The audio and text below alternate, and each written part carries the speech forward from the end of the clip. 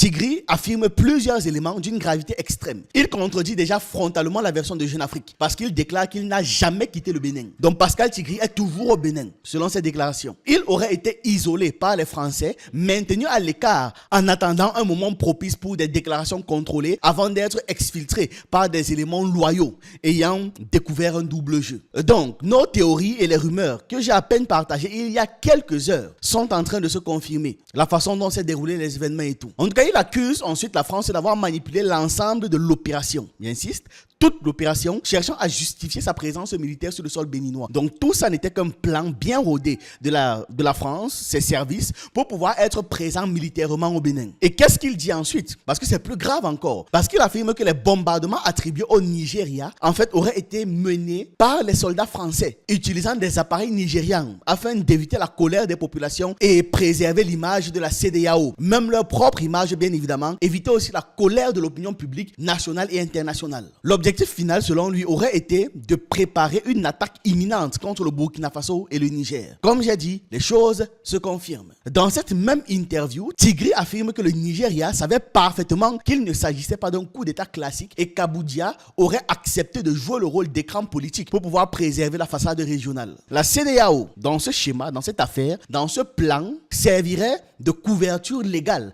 à une opération décidée ailleurs, notamment en France. Il va encore plus loin en affirmant avoir appris que le président Patrice Talon était informé du complot. Donc il savait, sans apporter de preuves directes, mais en suggérant l'existence d'une connivence tacite. Enfin, Tigri affirme ne rien regretter. Il appelle à une mobilisation pacifique des populations béninoises au départ de l'armée française et de la DGSE, donc les services secrets français, et a refusé que le Bénin devienne une base arrière pour une guerre d'intérêts dirigée contre les États de l'AES.